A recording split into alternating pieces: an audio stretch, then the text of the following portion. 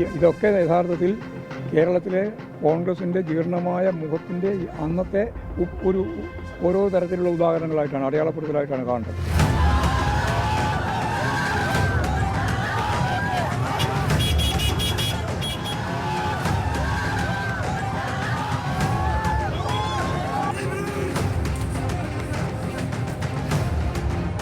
ഞാനിനി ഒന്നും പറയാനില്ല, ചെയ്യാനാണ് ഈ കാര്യത്തിൽ ഉണ്ടായിരുന്നത്. അത് നേരത്തെ തന്നെ ചെയ്തു. എൻ്റെ പാർട്ടി ചെയ്തു, ഞാനല്ല.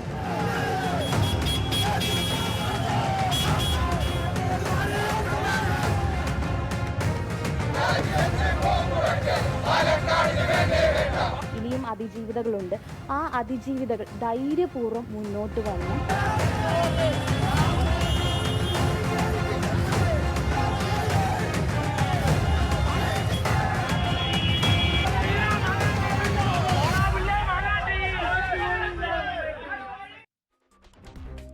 നമസ്കാരം. മൂന്നാമത്തെ ബലാത്സംഗ പരാതിയിൽ പാലക്കാട് MLA രാഹുൽ മാങ്കൂട്ടത്തിൽ അകത്തായി. നേരത്തെ ഉണ്ടായ 2 പരാതികളിലും സമർത്ഥമായി നീങ്ങിയ രാഹുലിനെ പഴുതടച്ച നീക്കത്തിലൂടെയാണ് പോലീസ് കുടുക്കിയത്. വിളിച്ചു വരുത്തി ക്രൂരമായി ബലാത്സംഗം ചെയ്തു എന്നതാണ് അതിജീവിതയുടെ പരാതി. രാഹുലിനെതിരെ ഉയർന്നു വന്ന 3 പരാതികൾക്കും സമാനതകൾ ഏറെയാണ്. കൂട്ടുകൂടി ക്ഷണിച്ചു വരുത്തിയ ശേഷം ക്രൂരമായ ദേഹോപദ്രവം ഏൽപ്പിക്കുകയും കുഞ്ഞിനെ വേണമെന്നാവശ്യപ്പെടുകയും പിന്നീട് ഗർഭചിത്രത്തിന് നിർബന്ധിക്കുകയും ചെയ്യുന്ന പാറ്റേൺ ആണ് രാഹുലിൻ്റേത് എന്നാണ് പരാതിക്കാരികളുടെ അനുഭവങ്ങൾ സാക്ഷ്യപ്പെടുത്തുന്നത്. സ്വന്തം പാർട്ടി കൈയൊഴിഞ്ഞെങ്കിലും അണികളിൽ ചിലർ നൽകിയ പിന്തുണ പോലും പുതിയ സംഭവത്തോടെ രാഹുലിന് ഇല്ലാതായി. സമരമുഖത്ത് തീപ്പന്തമായും പ്രതിസന്ധികളിൽ പതറാതെ പ്രിയപ്പെട്ടവർക്ക് മുന്നിൽ സൗമ്യനായും പ്രത്യക്ഷപ്പെട്ടിരുന്ന പാലക്കാടിന്റെ യുവ MLA SIT കണ്ടെത്തിയ പോലെ ഒരു സ്ഥിരം കുറ്റവാളിയാണോ? എൻകൗണ്ടർ പരിശോധിക്കുന്നു. പ്രേക്ഷകർക്ക് സ്വാഗതം.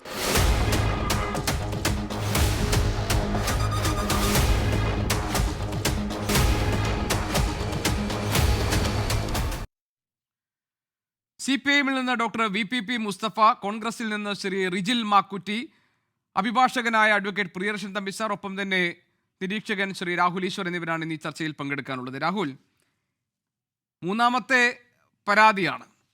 അതിലാണിപ്പോൾ രാഹുൽ മാങ്കൂട്ടത്തിൻ്റെ അറസ്റ്റ് ഉണ്ടായിരിക്കുന്നത്.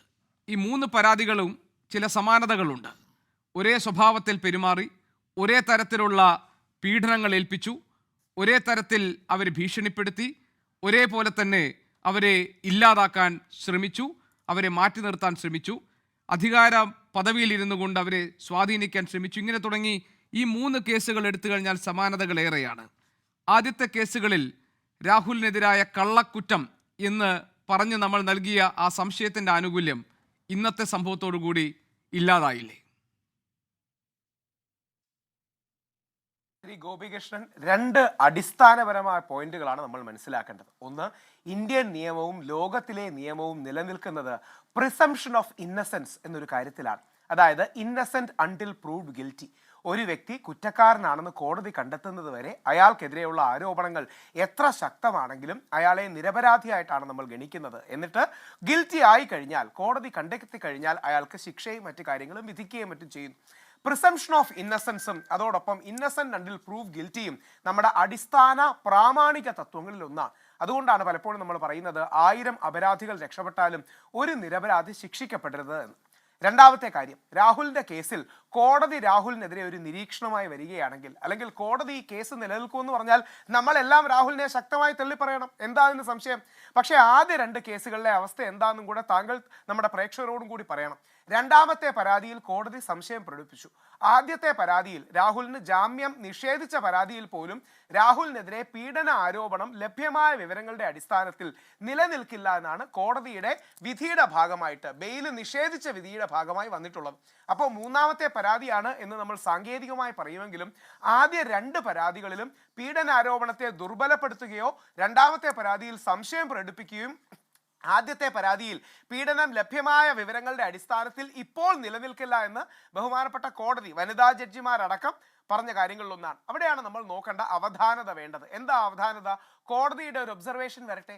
കോടതി ഏതെങ്കിലും രീതിയിൽ രാഹുൽ മാങ്കൂട്ടത്തിലിന്റെ ഈ കേസിൽ, അതായത് പ്രാഥമിക ഒബ്സർവേഷൻ, ആത്യന്തികമായ ഒരു വിധി വരാൻ വർഷങ്ങളെടുക്കും, പക്ഷേ ഒരു പ്രൈമാ ഫേസി ഒബ്സർവേഷൻ എങ്കിലും വന്നിട്ട് മാത്രമേ നമ്മൾ ഈ വിഷയത്തിലേക്ക് ഏതെങ്കിലും ഒരു പക്ഷം പിടിക്കാവൂ എന്നുള്ളതാണ് എന്റെ അഭ്യർത്ഥന. ശരി രാഹുൽ, ഈ രണ്ട് കേസുകളിലും ഉള്ളതുപോലെ തന്നെയാണോ മൂന്നാമത്തെ കേസിലും സംഭവിച്ചിരിക്കുന്നത്? രാഹുൽ ഈശ്വർ എന്തുകൊണ്ടാണ് അങ്ങനെ പറഞ്ഞത്? കാരണം മൂന്നാമത്തെ കേസിൽ കുറച്ചുകൂടി കോൺക്രീറ്റ് ആയിട്ടുള്ള എവിഡൻസുകൾ ഉണ്ട്. കാരണം അതിന് ഈ ശാസ്ത്രീയമായ തെളിവുകൾ, ഇപ്പോൾ DNA പരിശോധന, അതോടൊപ്പം തന്നെ ഈ ടെലിഫോൺ സംഭാഷണങ്ങൾ, അതുപോലെ ടവർ ലൊക്കേഷൻ, രാഹുൽ ആവശ്യപ്പെട്ട് പിന്നെ മുറി ബുക്ക് ചെയ്തത് അടക്കമുള്ള കാര്യങ്ങൾ, അങ്ങനെ കൃത്യമായ തെളിവുകൾ നിരത്തിക്കൊണ്ടല്ലേ മൂന്നാമത്തെ സംഭവം ഉണ്ടായിരിക്കുന്നത്. അവിടെ ഈ 3 കേസുകളും പരിശോധിച്ച ശേഷമല്ലേ ഒരു ഹാബിച്വൽ ഒഫൻഡറാണ് രാഹുൽ ഈശ്വർ എന്ന് SIT പറയുന്നത്. അപ്പോൾ ആദ്യത്തെ 2 കാര്യങ്ങൾ ഇപ്പോൾ താങ്കൾ പറഞ്ഞത് ഒരു വാദത്തിന് വേണ്ടി അങ്ങനെയാണെന്ന് സംശയിച്ചാലും മൂന്നാമത്തെ കേസ് അങ്ങനെയല്ലല്ലോ. അല്ല, 2 കാര്യങ്ങൾ. ഒന്ന്, വാദത്തിന് വേണ്ടി രാഹുൽ ഈശ്വർ പറഞ്ഞതല്ല, കോടതിയുടെ വിധിന്യായത്തിന്റെ ഭാഗമായി കോടതി എഴുതി വെച്ച കാര്യങ്ങൾ ഞാൻ സൂചിപ്പിച്ചതാണ്. അത് രണ്ടാമത്തെ കേസിൽ വിധി തെളിവുകളുടെ അഭാവം എന്നത് രണ്ടാമത്തെ കേസിൽ. രണ്ടാമത്തെ അല്ല, ആദ്യത്തെ കേസിൽ ഇപ്പോൾ പീഡന ആരോപണം നിലനിൽക്കില്ല, പക്ഷേ നിർബന്ധിത ഗർഭഛിദ്രം നിലനിൽക്കും എന്നാണ് കോടതിയുടെ വാക്കാലുള്ളതല്ല, കോടതിയുടെ എഴുതി വെക്കപ്പെട്ട കാര്യം. രണ്ടാമത്തെ കേസിലാണ് പരാതിയിൽ സംശയമുണ്ടോ എന്ന കാര്യം സൂചിപ്പിക്കുന്നത്. അതിനൊന്നും തെറ്റോ ശരിയോ അല്ല, പറഞ്ഞു എന്ന് മാത്രമേ ഉള്ളൂ. അതായത് ഇത്തരം പശ്ചാത്തലങ്ങളുണ്ട് എന്ന വസ്തുത നമ്മൾ മറക്കരുത്. ഈ മൂന്നാമത്തെ കാര്യം ഗോപികൃഷ്ണൻ തന്നെ വളരെ ശരിയായി സൂചിപ്പിച്ചതുപോലെ പോലീസ് പഴുതടച്ചാണ് കുടുക്കിയത്. യഥാർത്ഥത്തിൽ അങ്ങനെ കുടുക്കുന്ന സമീപനം പോലീസിന്റെ ഭാഗത്തുനിന്ന് ശരിയാണോ, രാഷ്ട്രീയപരമാണോ തുടങ്ങിയ സംശയങ്ങൾ ജനങ്ങളുടെ ഇടയിൽ നിലനിൽക്കുന്നുണ്ട്. ഇല്ലെന്ന് നമുക്ക് പറയാൻ കഴിയില്ലല്ലോ. രാഹുൽ മാങ്കൂട്ടത്തിൽ എന്ന യുവ നേതാവിനെതിരെ നിരന്തരം ഇങ്ങനെ പരാതികൾ എടുക്കുന്നത്, പരാതി വരുന്നത് കൊണ്ട് മാത്രമല്ല, അതിന്റെ പിന്നിൽ രാഷ്ട്രീയ താല്പര്യങ്ങളുണ്ടോ അറിയില്ല. 2, സാധാരണ ജനങ്ങൾ ചോദിക്കുന്ന കാര്യം, ഈ പെൺകുട്ടിയുടെ മുഖത്ത് തുപ്പി അടിച്ചു തുടങ്ങിയ കാര്യങ്ങളൊക്കെയാണ് ആ പെൺകുട്ടിയുടെ ഭാഗമെന്ന് നിങ്ങൾ പറയുന്ന മൊഴികളിൽ വന്നത്. അങ്ങനെ ഒരാൾക്ക് ഈ പെൺകുട്ടി പിന്നീട് ഐഫോണും വില കൂടിയ ചെരുപ്പും കാശും ഒക്കെ കൊടുക്കുമോ തുടങ്ങിയ ധാരാളം സംശയങ്ങൾ സാമൂഹ്യ മാധ്യമങ്ങളടക്കം വരുന്നു. ഞാൻ ഈ ആദ്യം പറഞ്ഞ കാര്യത്തിൽ ഒരു കാര്യം പറയട്ടെ രാഹുൽ, അതായത് പഴുതടച്ച അന്വേഷണം, പഴുതടച്ച് ഒരു ആസൂത്രിതമായി നീക്കി കുടുക്കി എന്ന് പറയുന്നത്, നേരത്തെ ഉണ്ടായിരുന്ന 2 കേസുകളിൽ പോലീസ് അവരുടെ പണി ചെയ്യാൻ വന്നപ്പോൾ ആളവിടെ ഉണ്ടായിരുന്നില്ല, മുങ്ങിയിരുന്നു. അപ്പോൾ മൂന്നാമത്തെ കേസിൽ അതുണ്ടാകാതിരിക്കാൻ നോക്കും. അതിനാണല്ലോ അവർ യൂണിഫോം ഇട്ട് പണി ചെയ്യുന്നത്. അല്ല സാർ, അദ്ദേഹത്തിന് കോടതി പോകാനുള്ള ഒരു റൈറ്റ് ഉണ്ട്. നമ്മൾ അജ്മൽ അമീർ കസബ്, അതായത് വീഡിയോയിൽ ഇന്ത്യക്കാരെ കൊന്ന പാകിസ്ഥാനി തീവ്രവാദിക്ക് പോലും ഫെയർ ട്രയൽ കൊടുക്കുന്നതിൽ അഭിമാനിക്കുന്ന രാജ്യമാണ്. അതിന്റെ കാരണമെന്ന് പറഞ്ഞാൽ ആ ഫെയർ ട്രയൽ ഇല്ലെങ്കിൽ ഒരു കാര്യവും നിലനിൽക്കില്ല. അതുകൊണ്ട് ഏത് കേസിലും, തീവ്രവാദം, ആൾക്കാരെ കൊന്ന കേസിൽ പോലും ഫെയർ ട്രയൽ ഉണ്ടാകണം, 2 ഭാഗങ്ങളും കേൾക്കണം എന്ന് പറയുന്നത് നമ്മുടെ നീതിന്യായ സംവിധാനത്തിന്റെ മഹത്വമാണ്. ഇല്ലെങ്കിൽ നമ്മളൊരു ബനാന റിപ്പബ്ലിക് ആയി പോകും. പകരം രാഹുൽ മാങ്കൂട്ടത്തിന്റെ ആകട്ടെ ഏത് കേസും ആകട്ടെ ഒരു ഫെയർ ട്രയൽ ഉണ്ടാകണം. ഒരു കാര്യം മാത്രമാണ് ഇതിലുള്ളത്. ഇപ്പം നാളെ കോടതി രാഹുൽ മാങ്കൂട്ടത്തിനെതിരെ നിരീക്ഷണങ്ങൾ പറയുന്നു, പ്രഥമ ദൃഷ്ടിയായി കേസ് നിലനിൽക്കുമെന്ന് പറഞ്ഞു എന്നിരിക്കട്ടെ, ഉദാഹരണം അങ്ങനെ പറഞ്ഞു എന്നിരിക്കട്ടെ, നമ്മൾ ശക്തമായി രാഹുൽ മാങ്കൂട്ടത്തിനെതിരെ നിലപാടെടുക്കണം. പക്ഷേ അത് വരുന്നത് വരെ കേസിനെ പ്രജുഡിസ് ചെയ്യാൻ, മുൻവിധി വരുത്താൻ രാഹുൽ മാങ്കൂട്ടത്തിലിനെ ഓൾറെഡി കുറ്റക്കാരനായി ബ്രാൻഡ് ചെയ്യുന്നത് ശരിയാണോ? കാരണം മുമ്പ് ഉമ്മൻചാണ്ടി സാറിനെ ഇതേപോലെ വേട്ടയാടിയതല്ലേ. അന്ന് ഞാനടക്കം ആരും അദ്ദേഹത്തിന് പിന്തുണ കൊടുത്തില്ല. പുരുഷന്മാർക്ക് വേണ്ടി വാദിക്കുന്ന വ്യക്തിയാണ്, പക്ഷെ അന്ന് ഞാൻ ഇത്രയും ഇതിലില്ല, ഞാനടക്കം ആരും പിന്തുണ കൊടുത്തില്ല. വർഷങ്ങൾക്ക് ശേഷം അദ്ദേഹം നിരപരാധിയാണെന്ന് തെളിഞ്ഞു. പിന്നീട് നിവിൻ പോളി അടക്കം എത്രയോ കേസുകൾ വന്നു. ശ്രീ ദിലീപിന്റെ അടക്കമുള്ള കേസുകളിൽ കോടതി, അതായത് രാഹുൽ ഈശ്വർ പറയുന്നത് case number 1, case number 2, case number 3, ഇനിയും ഇതുപോലെ അതിജീവിതകൾ ഒരുപാട് പേർ ഒരുപക്ഷെ രാഹുൽ മാങ്കൂട്ടത്തിനെതിരെ രംഗത്ത് വന്നേക്കാമെന്ന് സിനി ആൻ ജോർജിനെ പോലുള്ളവർ പറയുന്നതൊക്കെ തന്നെ രാഹുലിനെതിരായിട്ടുള്ള കള്ളക്കേസുകൾ നടത്തുന്നതിന്റെ ഭാഗമാണ്. അങ്ങനെയാണ് താങ്കൾ കരുതുന്നത്? Unless and until the court orders. അല്ല, ആണെന്ന് നമുക്കറിയില്ല. ഞാൻ ജഡ്ജി അല്ല സാർ, ഞാൻ ജഡ്ജി അല്ല. അല്ലല്ല, ഞാൻ പറഞ്ഞത് താങ്കൾ രാഹുൽ മാങ്കൂട്ടത്തിലിനെ നിരപരാധിയായി കാണണം എന്ന് ആവശ്യപ്പെടുമ്പോൾ അതിനകത്ത് ഒരു ജഡ്ജ്മെന്റ് ഉണ്ട്. കാരണം ഇതിൽ അതിജീവിത ഇത്രയൊക്കെ കാര്യങ്ങൾ പറയുന്നു, അവർക്കുണ്ടായ അനുഭവങ്ങൾ പറയുന്നു, അതിന്മേലുള്ള അന്വേഷണം നടക്കുന്നു, SIT ഈ കാര്യങ്ങളിൽ തെളിവുകൾ ശേഖരിക്കുന്നു. അപ്പോഴും രാഹുൽ ഈശ്വർ നമ്മൾ രാഹുൽ മാങ്കൂട്ടത്തിലെ ഇന്നസെൻസിനെയാണ് കാണേണ്ടതെന്ന് പറയുമ്പോൾ യു ആർ പ്രെജുഡൈസ്ഡ്. താങ്കൾ ഒരു ഭാഗം പിടിച്ചു കഴിഞ്ഞു. അതുണ്ട്, ഞാൻ പറഞ്ഞത് ഈ കാര്യത്തിൽ താങ്കൾ അപ്പോൾ ഇത്രയും സംഭവങ്ങൾ ഒന്നിനു പുറകെ ഒന്നായിട്ട് വരുമ്പോഴും രാഹുലിലെ നിരപരാധിയെ കാണണം, നിഷ്കളങ്കനെ കാണണം എന്ന് പറയുമ്പോൾ താങ്കൾ ഈ കേസിൽ ഒരു പക്ഷം പിടിച്ചു കഴിഞ്ഞല്ലോ. അങ്ങനെയല്ല സാർ, അല്ലല്ല ശ്രീ ഗോപികൃഷ്ണൻ, ഒരു ചോദ്യം ചോദിച്ചോട്ടെ. ഇത് മൂന്ന് കേസല്ലേ? Every case is unique. ഓരോ കേസിനെയും ആ കേസിന്റെ മെറിറ്റിലാണ് നമ്മൾ കാണേണ്ടത്. രാഹുലിനെതിരെ 10 പരാതി വരാം, പക്ഷേ 10 കംപ്ലൈന്റ് അല്ല, ഒരു കൺവിക്ഷൻ ഉണ്ടെങ്കിലാണ് അയാൾ ഞാൻ സമ്മതിക്കുന്നല്ല, ഈ 3 കേസും യുണീക്കാണ്. പക്ഷേ ഈ 3 കേസുകളും സിമിലർ ആയി കാണുന്നത് ഇതെല്ലാം പാറ്റേൺ പരിശോധിക്കുമ്പോഴാണ്, അവരുടെ അനുഭവങ്ങൾ സാക്ഷ്യപ്പെടുത്തുന്ന, അവരുടെ അനുഭവങ്ങൾ വിശദീകരിക്കുന്ന ഭാഗങ്ങൾ പരിശോധിക്കുമ്പോഴാണ് by simple logic, by common sense നമുക്ക് മനസ്സിലാകുന്നത് ഇതിനകത്തൊരു പ്രശ്നമുണ്ട്, ഇതിനകത്ത് ഒരു ഇടപെടലുണ്ട്, ഇതിനകത്ത് ഒരു കുറ്റവാളി ഒളിഞ്ഞു കിടക്കുന്നുണ്ട് എന്ന് നമ്മൾ സംശയിക്കുന്നത് ഈ കേസുകളിലെ പാറ്റേൺ നോക്കുമ്പോഴാണ്. അല്ല, ഇതിൽ കൺവിക്ഷൻ ഇല്ല. ആദ്യം 10 കംപ്ലൈന്റുകൾ വന്നാലും ഒരു കൺവിക്ഷൻ വന്നാലാണ് അടുത്തൊരു കൺവിക്ഷൻ വരുമ്പോഴോ ആരോപണം വരുമ്പോഴോ ഇയാൾ ഹാബിച്വൽ ഒഫൻഡർ ആകുന്നത്. ഇനി രാഹുൽ മാങ്കൂട്ടത്തിലിനെ നാളെ കോടതി ഈ പീഡനം ആദ്യത്തെ 1-2 കേസുകൾ പോലെയല്ല, ഈ പീഡനം പ്രഥമ ദൃഷ്ട്യാ തെളിവുള്ളതാണ്, നിലനിൽക്കും എന്ന് കോടതി പറയുകയാണെങ്കിൽ നമ്മൾ എല്ലാ രാഹുൽ മാങ്കൂട്ടത്തിലിനെ തള്ളി പറയണം. എന്താ സംശയം? പക്ഷേ ആ കോടതി പറയാൻ 2 ദിവസമോ 3 ദിവസമോ എടുക്കുകയുള്ളൂ. കോടതിയുടെ ഒരു പ്രൈമാ ഫേസി ഉള്ള വ്യൂ നമുക്ക് അറിയാൻ കഴിയും. നേരത്തെയുള്ള കേസുകളിൽ അങ്ങനെയല്ല കോടതി പറഞ്ഞത്. പ്രത്യേകിച്ച് 2ാമത്തെ പരാതിയിൽ സംശയമെന്ന് എടുത്ത് രേഖപ്പെടുത്തി, ആദ്യത്തെ പരാതിയിൽ പീഡന ആരോപണം ഈ അവസരത്തിൽ നിലനിൽക്കില്ല എന്ന് പറയുകയുണ്ടായി. അപ്പോൾ നമുക്കൊന്ന് വെയിറ്റ് ചെയ്യണ്ടേ? ആദ്യ പരാതിയിൽ കോടതി പറഞ്ഞത് നിർബന്ധിത ഗർഭഛിദ്രം എന്ന ആരോപണം ഗ്രേവ് ആണ്, നിലനിൽക്കും, പക്ഷേ പീഡന ആരോപണം ലഭ്യമായ വിവരങ്ങളുടെ അടിസ്ഥാനത്തിൽ ഇപ്പോൾ നിലനിൽക്കില്ല. ഇത് കോടതിയുടെ ഫൈൻഡിങ്സ് ആണ്, നമ്മൾ അതിനെ ബഹുമാനിക്കണം. 2ാമത്തെ കേസിൽ സംശയം കോടതി പ്രകടിപ്പിച്ചു. അപ്പോൾ ഇനി 3ാമത്തെ കേസ് വരുന്നു, കോടതി പ്രഥമ ദൃഷ്ട്യാ ഇത് നിലനിൽക്കും, വളരെ ഗൗരവമുള്ളതാണ്, താങ്കൾ പറയുന്നത് പോലെ DNA അടക്കമുള്ളതാണ്, അങ്ങനെയെങ്കിൽ ശാസ്ത്രീയ തെളിവാണ്, അങ്ങനെയാണെങ്കിൽ കോടതി പ്രൈമാ ഫേസി ഇത് നിലനിൽക്കുമെന്നും ഗൗരവമുള്ളതാണെന്നും പറയും. അങ്ങനെയാണെങ്കിൽ നമ്മൾ ഒരുമിച്ച് രാഹുൽ മാങ്കൂട്ടത്തിലിനെ തള്ളി പറയണം, രാഹുൽ മാങ്കൂട്ടത്തിലിനെ വിമർശിക്കണം, രാഹുൽ മാങ്കൂട്ടത്തിൽ കൂടുതൽ നടപടികൾ നമ്മൾ ആവശ്യപ്പെടണം. അതുവരെ 2 ദിവസം നമുക്ക് ബഹുമാനം കൊണ്ടല്ലേ. പ്രിയദർശൻ തമ്പി സർ, ഈ 3 പരാതികളും ഓരോ കേസുകളും യുണീക്കാണ്. ഓരോ കേസുകളെയും അതാത് കേസുകളുടെ സംഭവങ്ങളുടെ മെറിറ്റിൽ നമ്മൾ കാണണം. ഈ ആദ്യത്തെ 2 കേസുകളും പോലെ എളുപ്പത്തിൽ മറികടക്കാവുന്ന ഒന്നാണോ രാഹുൽ മാങ്കൂട്ടത്തിനെതിരെ ഉയർന്നു വന്നിരിക്കുന്ന 3ാമത്തെ ബലാത്സംഗ കേസ്? താങ്കൾ എങ്ങനെ കാണുന്നു? ഇതിൽ രാഹുൽ മാങ്കൂട്ടത്തിൽ പോലീസിനോട് പറഞ്ഞതായി പുറത്തു വന്ന ഒരു വിവരം, രക്ഷപ്പെടാനുള്ള തെളിവുകൾ എൻ്റെ പക്കലുണ്ട്, പുറത്തിറങ്ങി രാഷ്ട്രീയ പാർട്ടിയുടെ ആവശ്യമില്ല, ഞാൻ സ്വതന്ത്രനായി നിന്ന് മത്സരിച്ച് ജയിച്ചോളാം എന്നാണ്. എങ്ങനെ താങ്കൾ കാണുന്നു?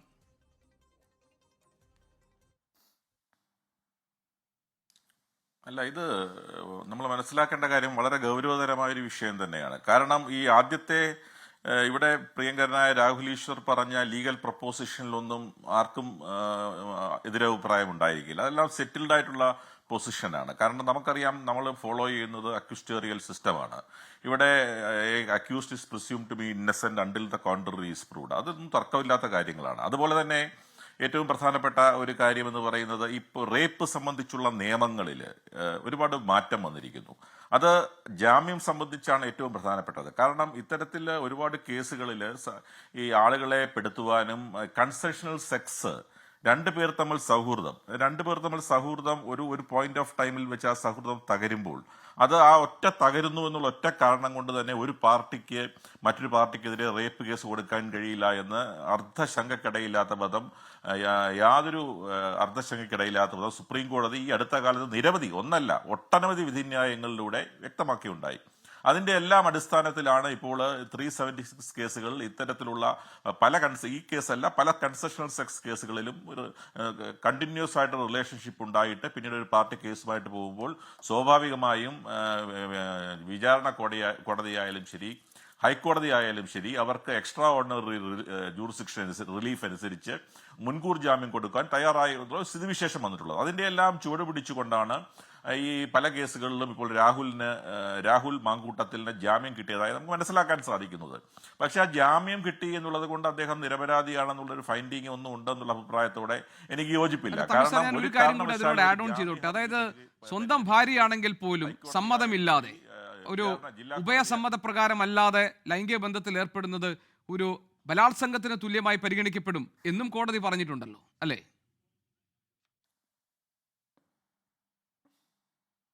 തീർച്ചയായിട്ടും അതിലേക്ക് ഞാൻ വരാം.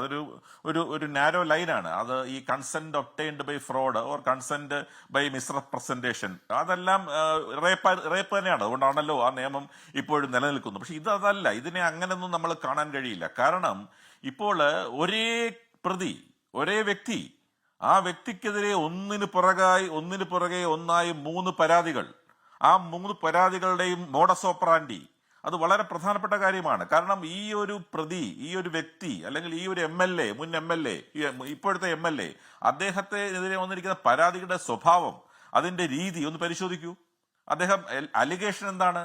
ആ അലിഗേഷനിൽ പറയുന്ന പല കാര്യങ്ങളും അദ്ദേഹം ഇത്തരത്തിലുള്ള വാഗ്ദാനങ്ങൾ നൽകിക്കൊണ്ട് ഈ അവരെ പീഡിപ്പിക്കുക മാത്രമല്ല, അതിനുശേഷം അവരെ ഭീഷണിപ്പെടുത്തുകയും, അത്തരത്തിലുള്ള ഈ അലിഗേഷൻസ് ഇപ്പോൾ വന്നിരിക്കുന്നത് അത് നമ്മൾ ചെറുതായി കാണാൻ കഴിയില്ല. അത് ഈ പറയുന്ന കൺസിസ്റ്റന്റ് സെക്സിന്റെ പെർവ്യൂവിൽ വരുമെന്നോ, അത് ഒറ്റപ്പെട്ട സംഭവമാണെന്നോ, അതിനെ അങ്ങനെ യുണീക്കായി ഓരോ കേസിനെ വ്യത്യസ്തമായി കാണണമെന്നുള്ള അഭിപ്രായത്തോടെ എനിക്ക് യോജിപ്പില്ല. കാരണം എന്ന് പറഞ്ഞാൽ അത് ഇങ്ങനെ വന്നുകൊണ്ടിരിക്കുകയാണ് ഇയാൾക്കെതിരെ, ഒന്നിനു പുറകെ ഒന്നായി. ഇത് അവർ തന്നെ, ഈ പറയുന്ന അതിജീവിതമാർ തന്നെ നേരിട്ട് വന്ന് കൊടുക്കുന്നതാണ്. കാരണം ആരെങ്കിലും പ്രേരിപ്പിച്ചൊന്നും കൊടുക്കുന്നതല്ല. ഈ സംഭവവാസങ്ങളുടെ അടിസ്ഥാനത്തിൽ ഇതുപോലെയുള്ള അതിജീവിതമാർ അവരെല്ലാവരും തന്നെ വിദ്യാഭ്യാസമുള്ളവരാണ്. അങ്ങനെയുള്ള ആളുകൾ തങ്ങളുടെ ചാസിറ്റിയെ പരസ്യമായി വീഴ്പ്പലക്കാൻ കൊടുത്തുകൊണ്ട് വെറുതെ ആരോപണം കൊടുക്കും. അപ്പോൾ അത്തരത്തിലുള്ള ആരോപണങ്ങൾ, ഈ കേസുകൾ ഒന്നിനു പുറകെ ഒന്നായി വരുന്നു. അതിന്റെ മോഡസ് ഓപ്പറാൻഡിയാണ് ഏറ്റവും പ്രധാനപ്പെട്ട കാര്യം. അത് പരിശോധിക്കണം. അപ്പോൾ അത് വളരെ ഗുരുതരമായ അലിഗേഷനാണ് ഇപ്പോൾ വന്നിരിക്കുന്നത്. അപ്പോൾ അലിഗേഷന് പ്രൈമാ ഫേസി, അത് ഇപ്പോൾ വന്നിരിക്കുന്ന കേസും, മൂന്നാമത്തെ വന്നിരിക്കുന്ന കേസും, ആ കേസിലെ റിമാൻഡ് റിപ്പോർട്ട്, പോലീസ് കൊടുത്തിരിക്കുന്ന റിമാൻഡ് റിപ്പോർട്ടിൽ നിന്ന് നമുക്ക് മനസ്സിലാക്കാൻ സാധിക്കുന്നത് FIR രജിസ്റ്റർ ചെയ്ത ശേഷവും, വളരെ പ്രധാനപ്പെട്ട കാര്യമാണ്, FIR രജിസ്റ്റർ ചെയ്ത ശേഷവും ഈ അതിജീവിതയെ വിളിച്ച് ഭീഷണിപ്പെടുത്തുവാൻ തയ്യാറായി എന്നാണ് പറയുന്നത്. അതുപോലെ തന്നെ അതിജീവിതയുടെ പേര് പുറത്തേക്ക് വെളിപ്പെടുത്താൻ തയ്യാറായി എന്നാണ് അവര് കുടുംബത്തെ ഇല്ലാതാക്കി കളയുന്നതാണ്. അമ്മയും സഹോദരിയും ഗൗരവതരമായ ആരോപണമാണ്. അതെ, തീർച്ചയായിട്ടും അതൊക്കെ ഭീഷണിപ്പെടുത്തുക. അത് നമ്മൾ മനസ്സിലാക്കേണ്ട ഏറ്റവും പ്രധാനപ്പെട്ട ഒരു കാര്യം, അത് ഒരു സമൂഹത്തിനാകെ മാതൃകയാകേണ്ട. കാരണം നമ്മുടെ ഇന്ത്യൻ ഭരണഘടന for the people by the people എന്നുള്ളതാണ്. അപ്പോൾ ഇന്ത്യ നമ്മൾ പിന്തുടരുന്ന ഒരു അടിസ്ഥാന തത്വം എന്ന് പറയുന്നത് ഈ കോടതികളുടെയും ഈ എല്ലാ സ്ഥാപനങ്ങളുടെയും മുകളിൽ പ്രവർത്തിക്കുന്ന ജനാധിപത്യ സ്ഥാപനങ്ങളാണ്. അപ്പൊ ഈ ജനാധിപത്യ സ്ഥാപനങ്ങൾ ജനങ്ങളാൽ ഭരിക്കപ്പെടുന്ന ജനങ്ങളാണ് യജമാനന്മാർ. അതാണല്ലോ ഇപ്പോൾ ഈ രാജ്ഭവന്റെ പേര് ലോക് ഭവൻ എന്ന് പോലെ ആക്കിയിരിക്കുകയാണ്. അപ്പൊ എന്തുകൊണ്ടാണ് അങ്ങനെയൊക്കെ മാറ്റുന്നതിന്റെ അന്തസത്ത? അത് ജനങ്ങളാണ്. അപ്പൊ ആ ജനപ്രതിനിധി എന്ന് പറയുന്ന ആ വ്യക്തി സമൂഹത്തെ, അദ്ദേഹത്തിനെതിരെ ഒരു സംശയത്തിന്റെ ഒരു കണിക പോലും വരാൻ പാടില്ല. അപ്പൊ അങ്ങനെയുള്ള ഒരു വ്യക്തി, ജനങ്ങൾക്കാകെ മാതൃകയാകേണ്ട ഒരു ജനപ്രതിനിധി, ജനങ്ങളുടെ ആകെ നേതാവ്, അദ്ദേഹം മാതൃകയാണെന്ന് പോലും പോകട്ടെ. അങ്ങനെ അത് അത്തരത്തിൽ നമ്മൾ കാണേണ്ട കാര്യമില്ല. അത് വളരെ ഗൗരവതരമായ പ്രശ്നമാണ്. ശരി തമ്പി സാർ, ഞാൻ ഇനി രണ്ടാമത്തെ റൗണ്ടിൽ താങ്കളിലേക്ക് വരാം. ജാമ്യം കിട്ടി. രാഹുൽ മാങ്കൂട്ടത്തിനെതിരായിട്ടുള്ള ആദ്യ കേസിൽ, പിന്നീടുള്ള രണ്ടാമത്തെ കേസിലുമൊക്കെ പോലീസ് നടപടി വൈകുകയും, അല്ലെങ്കിൽ പോലീസ് നടപടി വൈകുകയും ഞാൻ ഉദ്ദേശിച്ചത് രാഹുലിനെ പിടികൂടാൻ കഴിയാതിരുന്ന സാഹചര്യത്തിൽ പലതരത്തിലുള്ള അഭ്യൂഹങ്ങൾ ഉണ്ടായിരുന്നു. ആ സമയത്ത് പാർട്ടിയും സർക്കാരിലെ അംഗങ്ങളുമൊക്കെ പറഞ്ഞത് കോൺഗ്രസ് ആണ് രാഹുൽ മാങ്കൂട്ടത്തിലിനെ സംരക്ഷിച്ചു നിർത്തുന്നത്, കോൺഗ്രസിലെ നേതൃത്വം അറിയാതെ അവരുടെ സംരക്ഷണ വലയത്തിൽ അല്ലെങ്കിൽ രാഹുൽ മാങ്കൂട്ടത്തിലിനെ പിടികൂടാൻ കഴിയും, അതുകൊണ്ട് അവരാണ് സംരക്ഷിച്ചു നിർത്തുന്നത് എന്നായിരുന്നു. മറിച്ച് ആ സമയത്ത് പ്രതിപക്ഷത്തിന്റെ ആരോപണം സർക്കാർ ബോധപൂർവം തദ്ദേശ തെരഞ്ഞെടുപ്പിന്റെ പശ്ചാത്തലത്തിൽ ബോധപൂർവം അറസ്റ്റ് വൈകിപ്പിക്കുകയായിരുന്നു എന്ന് മറിച്ചും ആരോപണമുണ്ടായിരുന്നു. രാഹുൽ മാങ്കൂട്ടത്തിലിന്റെ MLA ആയി തുടരാനുള്ള അധിക അവകാശത്തെക്കുറിച്ച് അതിലൊരു ആലോചന വേണ്ടിവരുമെന്ന് സ്പീക്കർ പറഞ്ഞിട്ടുണ്ട്. ഇപ്പോൾ നിങ്ങൾക്ക് കോൺഗ്രസിന്റെ സംരക്ഷണം രാഹുലിനുണ്ട് എന്ന ആക്ഷേപം നിങ്ങൾ ഇതോടുകൂടി നിർത്തിയോ? രാഹുൽ മാങ്കൂട്ടത്തിലിന്റെ MLA പദവി സംബന്ധിച്ച കാര്യങ്ങളിൽ ഒരു തീരുമാനം ഉണ്ടാകുമോ? ഇപ്പോഴുണ്ടായിരിക്കുന്ന അറസ്റ്റും നടപടികളും ഒക്കെ പോലീസിന് ഈ കാര്യത്തിൽ കോടതിയിൽ രാഹുൽ ചെയ്ത കുറ്റകൃത്യങ്ങൾ, അല്ലെങ്കിൽ ചെയ്തു എന്ന ആക്ഷേപം ഉന്നയിക്കപ്പെടുന്ന കുറ്റകൃത്യങ്ങൾ തെളിയിക്കാൻ കഴിയുമോ?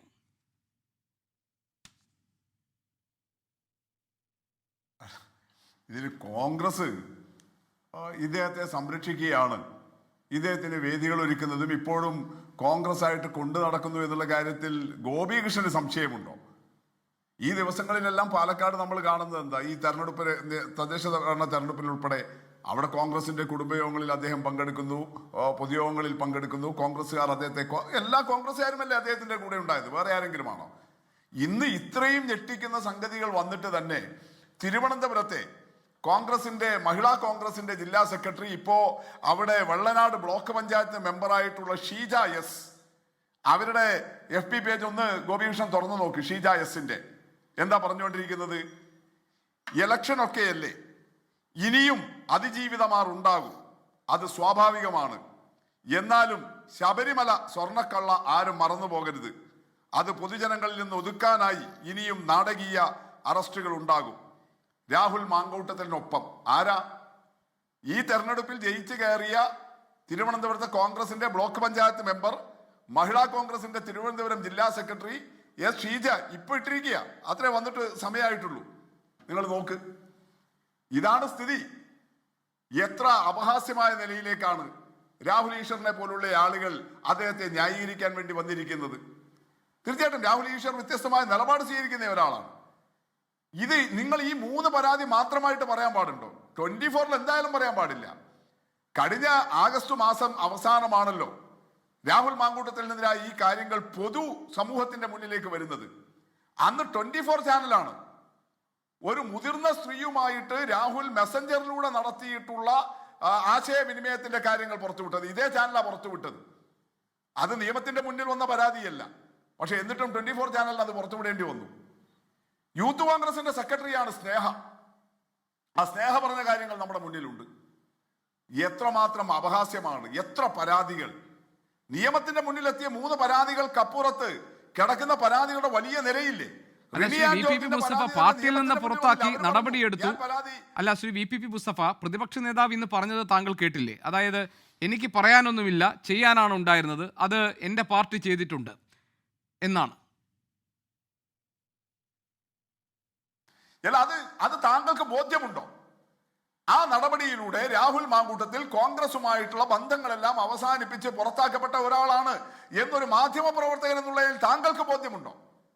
അങ്ങനെയാണെങ്കിൽ എങ്ങനെയാണ് ഈ കഴിഞ്ഞ മാസങ്ങളിലെല്ലാം അദ്ദേഹം വീണ്ടും കോൺഗ്രസിന്റെ ആളായിട്ട് ഈ പാലക്കാട് ജീവിക്കുന്നത്, പത്തനംതിട്ടയിൽ ജീവിക്കുന്നത്? കേവലം സുഹൃത്തുക്കളായിട്ടല്ലല്ലോ, കോൺഗ്രസിന്റെ പരിപാടികളിൽ അദ്ദേഹം പങ്കെടുക്കുകയല്ലേ. വലിയ സംസ്ഥാനതല പരിപാടിയിൽ അദ്ദേഹം ഉണ്ടായിട്ടില്ല എന്നല്ലേ ഉള്ളൂ. ഈ കഴിഞ്ഞ ദിവസം ഒരു വീഡിയോ പുറത്തു വന്നില്ലേ? രമേശ് ചെന്നിത്തല പങ്കെടുത്ത പരിപാടിയിൽ അദ്ദേഹം, രമേശ് ചെന്നിത്തല കോൺഗ്രസ് പരിപാടിയാ, രമേശ് ചെന്നിത്തല ഇറങ്ങി വരുമ്പോൾ രാഹുൽ മാങ്കൂട്ടത്തിൽ അദ്ദേഹത്തെ ആദരിക്കാൻ വേണ്ടി എഴുന്നേൽക്കുന്നു, ബഹുമാനിക്കാൻ വേണ്ടി എഴുന്നേൽക്കുന്നു. ഒരു കാര്യമുണ്ട്, രമേശ് ചെന്നിത്തല അദ്ദേഹത്തെ മൈൻഡ് ചെയ്യാതെ പോയിട്ടുണ്ട്. ആ വീഡിയോയിൽ നമ്മൾ അങ്ങനെയാണ് കാണുന്നത്. പക്ഷെ അദ്ദേഹം പങ്കെടുക്കുന്നത് കോൺഗ്രസിന്റെ പരിപാടിയിലാണെന്നേ. പിന്നെ എന്ത് പുറത്താക്കിയെന്നാ ഈ പറയുന്നത്? അപ്പൊ നമ്മുടെ മുന്നിലുള്ള വിഷയം എന്താ? ഞാനൊക്കെ സത്യം പറഞ്ഞാൽ പറഞ്ഞോളൂ ശ്രീ വി പി പറഞ്ഞോളൂ. തിരുത്തണം.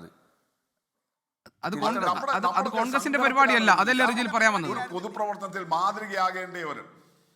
അതെ, NSSന്റെ പരിപാടിയാണ്. ആ സമയത്ത് രമേശ് ചെന്നിത്തല ഒഴിഞ്ഞു പോകുന്നു. ശ്രീ വി പി പറഞ്ഞത് രമേശ് ചെന്നിത്തല ഒഴിഞ്ഞു പോകുന്നു എന്നതാണ് NSSന്റെ പരിപാടിയിൽ. ശരി, കോൺഗ്രസിന്റെ പരിപാടി അല്ല. വി പി പറയൂ.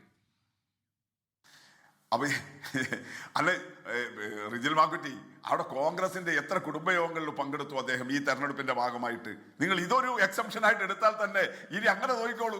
അവിടെ അദ്ദേഹത്തെ കൊണ്ടു നടക്കുന്നത് ആരൊക്കെയാ? അദ്ദേഹം ഇപ്പോഴും അവിടെ പങ്കെടുക്കുന്ന പരിപാടികൾ വെറും MLA എന്നുള്ള നിലയിലുള്ള ഔദ്യോഗിക പരിപാടികൾ മാത്രമായിട്ടാണ് അദ്ദേഹം പങ്കെടുത്തുകൊണ്ടിരിക്കുന്നത്. അല്ല എന്നുള്ളതിന്റെ എത്രയോ ദൃശ്യങ്ങൾ നമ്മുടെ മുന്നിൽ ലഭ്യമല്ലേ? അപ്പൊ നമ്മുടെ മുന്നിലുള്ള പ്രശ്നം എന്താ? ഇത്രമാത്രം അപഹാസ്യമായ ഒരു നിലയിലേക്ക് വന്നിരിക്കുന്നു. നമ്മൾ റിജിൽ മാക്കുറ്റിയും ഞാനും എല്ലാം ഉൾപ്പെടെയുള്ള പൊതുപ്രവർത്തകരുടെ മുന്നിൽ മാതൃകയാകേണ്ട ഒരാൾ ഒരു ഒരു ഒരു സൈക്കോപാത്തായിട്ട് നിരന്തരം ചെയ്തുകൊണ്ടിരിക്കുകയല്ലേ. ഇത് ഏതെങ്കിലും രാഷ്ട്രീയമായിട്ട് ഉയർത്തിക്കൊണ്ടപ്പെട്ട ഒരു ആരോപണമല്ലല്ലോ. ഏതെങ്കിലും DYFIക്കാരൻ ഉയർത്തിക്കൊണ്ടുവന്ന ആരോപണമാണോ? CPIമാർ ഉയർത്തിക്കൊണ്ടുവന്ന ആരോപണമാണോ? ഈ ലോകത്തോട് പരസ്യമായിട്ട് ആദ്യം പറയുന്നത് റിനി ആൻഡ് ജോർജ് ആണെന്നേ. അവരാരാ റിജിൽ മാക്കുറ്റി? അവരുടെ രാഷ്ട്രീയം ഏതാ? അവർക്ക് താല്പര്യമുള്ള രാഷ്ട്രീയ മേലാണ്. നിങ്ങൾ യഥാർത്ഥത്തിൽ ഈ വസ്തുതകൾ മനസ്സിലാക്കിയിട്ടും ഇയാളെ ഇങ്ങനെ CPMനെ ആക്രമിക്കാൻ കഴിയും എന്നുള്ളത് കൊണ്ട്, അതിനൊരു താരമൂല്യം ലഭിക്കുന്നുണ്ട് എന്നുള്ളത് കൊണ്ട് കൊണ്ട് നടക്കുകയായിരുന്നില്ലേ? ഇതെല്ലാം പലർക്കും നേരത്തെ അറിയാമായിരുന്ന സംഗതിയല്ലേ? ഞാൻ ഇനി വരാം. ഞാൻ റിജിൽ പറയാനുള്ളത് കേട്ട ശേഷം ഞാൻ താങ്കളിലേക്ക് വരാം. ശ്രീ റിജിൽ മാക്കുറ്റി, ഇന്ന് കോൺഗ്രസിലെ നേതാക്കളൊക്കെ പ്രതികരിച്ചിരിക്കുന്നത് ഈ പാർട്ടിയിൽ നിന്ന് പുറത്തായ ഒരാളാണ്, പുറത്താക്കപ്പെട്ട ആളാണ്, അതുകൊണ്ട് ഇനി ഈ കാര്യത്തിൽ ഞങ്ങൾക്ക് പ്രത്യേകിച്ച് ഉത്തരവാദിത്വമൊന്നും ഇല്ല എന്നാണ്. രാഹുൽ മാങ്കൂട്ടത്തിൽ പോലീസിനോട് പറഞ്ഞത് സ്വതന്ത്രനായി നിന്ന് മത്സരിക്കാനുള്ള കെൽപ്പ് എനിക്കുണ്ട്, പിന്നെ തെളിവുകൾ എൻ്റെ പക്കലുമുണ്ട്, ആ തെളിവുകൾ ഞാൻ സമയം പോലെ പുറത്തു വിട്ടോളാം എന്നാണ്. അപ്പോൾ കോൺഗ്രസിൻ്റെ ആളല്ല, കോൺഗ്രസ് പുറത്താക്കിയ ആളാണ് എന്ന് പറഞ്ഞ് രാഹുൽ മാങ്കൂട്ടത്തിൻ്റെ വിഷയത്തിൽ പൂർണ്ണമായി ആ പ്രതിച്ഛായ നഷ്ടത്തിൽ നിന്ന് മാറി നിൽക്കാൻ കോൺഗ്രസിന് കഴിയുമോ? ഇപ്പോഴും കോൺഗ്രസിൻ്റെ പിന്തുണയുണ്ട് എന്ന ആരോപണത്തെ എങ്ങനെ നേരിടും? ഇപ്പോൾ ഷീജയുടെ ഫേസ്ബുക്ക് പോസ്റ്റിനെ കുറിച്ചൊക്കെയാണ് ശ്രീ വി പി പറഞ്ഞത്. ശ്രീ ഗോപികൃഷ്ണൻ, ഇപ്പോൾ ഇത്തരത്തിലൊരു വിഷയം ഉയർന്നു വന്നപ്പോൾ തന്നെ വളരെ കൃത്യമായ നടപടി പാർട്ടി എന്ന നിലയിൽ ഞങ്ങൾ സ്വീകരിച്ചിട്ടുണ്ട്. നിങ്ങൾ വിലയിരുത്തേണ്ടത് കോൺഗ്രസ് പാർട്ടി ഈ വിഷയത്തിലെടുത്ത നിലപാടും മറ്റ് പാർട്ടികൾ എടുക്കുന്ന നിലപാടുകളെയും കുറിച്ച് നിങ്ങൾ ഒന്ന് പരിശോധിക്കണം. ഇപ്പോൾ രാഹുലിനെതിരായി ഈ പരാതി വന്നപ്പോൾ, ആദ്യത്തെ ഒരു പരാതി വന്നപ്പോൾ അദ്ദേഹത്തെ യൂത്ത് കോൺഗ്രസ് സംസ്ഥാന അധ്യക്ഷ സ്ഥാനത്ത് മാറ്റി. പിന്നെ അദ്ദേഹത്തെ പാർട്ടിയിൽ നിന്ന് സസ്പെൻഡ് ചെയ്തു. രണ്ടാമത്തെ ഒരു പരാതി വന്നപ്പോൾ അദ്ദേഹത്തെ ഞങ്ങൾ പാർട്ടിയിൽ നിന്ന് പുറത്താക്കി, പ്രാഥമിക അംഗത്തിൽ നിന്ന് പുറത്താക്കി. അതിനപ്പുറത്തേക്ക് ഞങ്ങൾക്ക് എന്ത് ചെയ്യാൻ പറ്റുമോ എന്നുള്ളതാണ് ചോദ്യം. ഒരു പാർട്ടിക്ക് എടുക്കാൻ പറ്റുന്ന പ്രത്യേകിച്ച് ഈ നാട്ടിൽ ധാർമ്മിക മൂല്യം ഉയർത്തിപ്പിടിച്ചുകൊണ്ട് എടുക്കാൻ പറ്റുന്ന ഏറ്റവും വലിയ നടപടി പാർട്ടി തലത്തിൽ എടുത്തിട്ടുണ്ട്.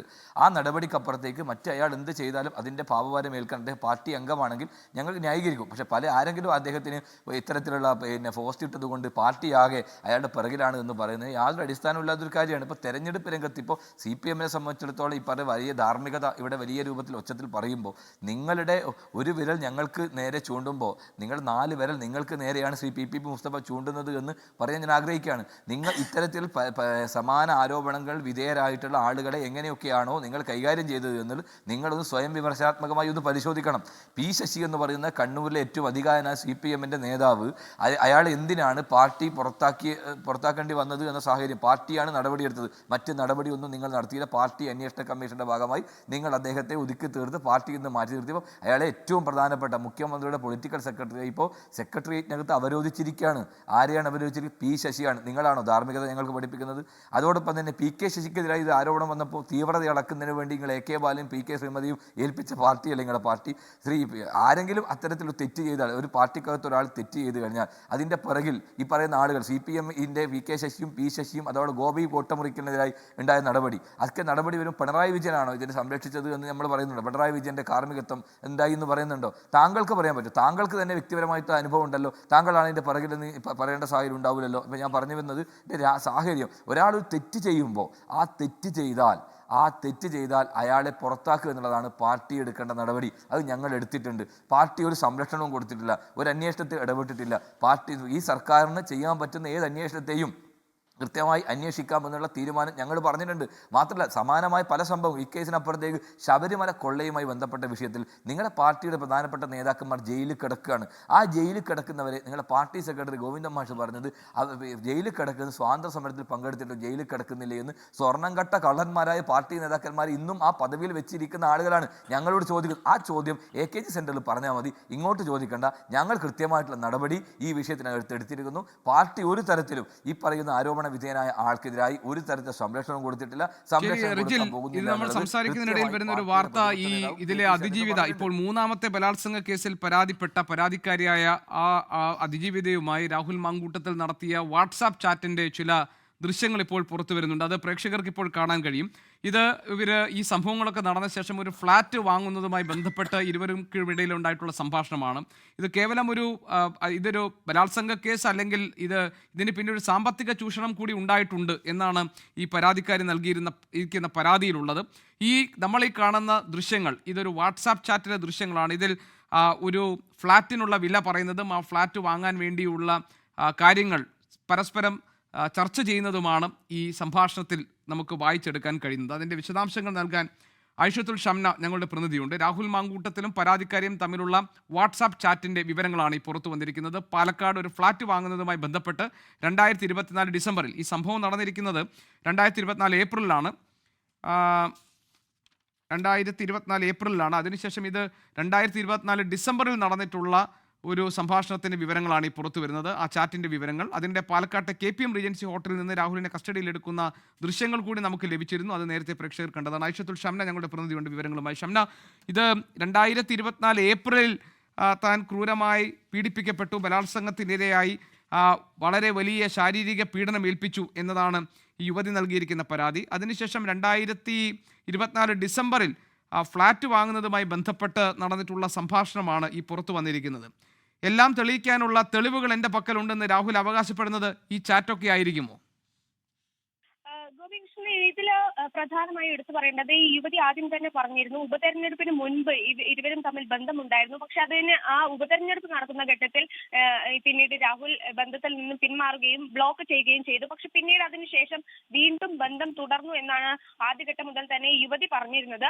ഈ 1, 2, 3 കേസിലൊക്കെ സമാനമായ സംഭവം എന്ന് പറയുന്നത് വിവാഹ വാഗ്ദാനം നൽകുന്നു, പീഡിപ്പിക്കുന്നു, നിർബന്ധിച്ച് ഗർഭിണിയാക്കുന്നു, പിന്നീട് ആ ഗർഭചിത്രത്തിന് ഇരയാക്കുന്നു. ഇങ്ങനെയായിരുന്നു ഈ സംഭവങ്ങളൊക്കെ ഉണ്ടായിരുന്നത്. പക്ഷെ 3ാമത്തെ കേസിലേക്ക് എത്തുമ്പോൾ അതിലൊരു സാമ്പത്തിക ചൂഷണം കൂടി നടന്നിട്ടുണ്ട് എന്നതാണ് ഈ പരാതിയിൽ പറയുന്നത്. അത് മാത്രമല്ല, വിലപിടിപ്പുള്ള പല സമ്മാനങ്ങളും രാഹുൽ ചോദിച്ചു വാങ്ങി എന്നുകൂടി യുവതി മൊഴി നൽകിയിരുന്നു. അതിലേറ്റവും പ്രധാനപ്പെട്ടതാണ് ഈ പാലക്കാട്ടെ ഫ്ളാറ്റ്. ഈ യുവതി പാലക്കാട് എത്തിയത് പോലും രാഹുലിന് ഫ്ളാറ്റ് വാങ്ങി നൽകാൻ വേണ്ടിയാണ്. ഈ ഉപതെരഞ്ഞെടുപ്പിനൊക്കെ ആ ഒരു ഘട്ടത്തിൽ ഒക്കെ രാഹുലിന് ഫ്ളാറ്റ് നൽകാൻ വേണ്ടി യുവതി തന്നെ നേരിട്ടെത്തുകയും അന്വേഷണം നടത്തുകയൊക്കെ ചെയ്തിരുന്നു. ഇതിൽ രാഹുൽ ചോദിക്കുന്നത് 3 BHK ഫ്ളാറ്റ് ആണ്. അപ്പോൾ അതിന്റെ വിവരങ്ങൾ കൂടി ഈ യുവതി പറയുന്നുണ്ട്. അതിന്റെ വില ചോദിക്കുന്നുണ്ട്. ആ വിലയുമായി ബന്ധപ്പെട്ട് ചില സംസാരങ്ങൾ നടക്കുന്നുണ്ട്. അപ്പോൾ രാഹുൽ തന്നെ പറയുന്നുണ്ട് അത് ഉടമയോട് സംസാരിച്ച് ആ വില നമുക്ക് സംസാരിച്ച് ഒതുക്കാമെന്ന് രാഹുൽ മറുപടി നൽകുന്നുണ്ട്.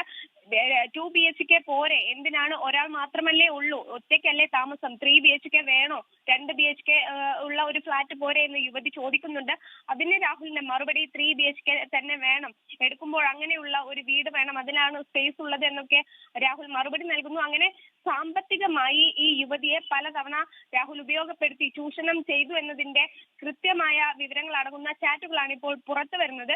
എന്തായാലും ഇത്തരത്തിൽ യുവതിയുടെ കയ്യിൽ നിരവധി തെളിവുകൾ ഉണ്ട് എന്ന് തന്നെയാണ് അന്വേഷണ സംഘം ഉൾപ്പെടെ വ്യക്തമാക്കിയതും. അതായത് ഷംന, ഇതിൽ നിന്ന് ഇതിൽ വ്യക്തമാകുന്നത് ഈ ഓഗസ്റ്റ് 2024 ഏപ്രിലിൽ ഈ സംഭവമൊക്കെ നടന്ന ശേഷം വീണ്ടും വിവാഹം കഴിക്കാമെന്ന് വാഗ്ദാനം നൽകി ഇവരെ വശത്താക്കാൻ വീണ്ടും രാഹുൽ ഒരു ശ്രമം കൂടി നടത്തി. അതിന്റെ ഭാഗമായി ഫ്ളാറ്റ് വാങ്ങുന്ന കാര്യങ്ങൾ ചർച്ച ചെയ്തു, സംസാരിച്ചു എന്നാണോ ഈ സംഭാഷണ ശകലത്തിൽ നിന്ന് മനസ്സിലാകുന്നത്?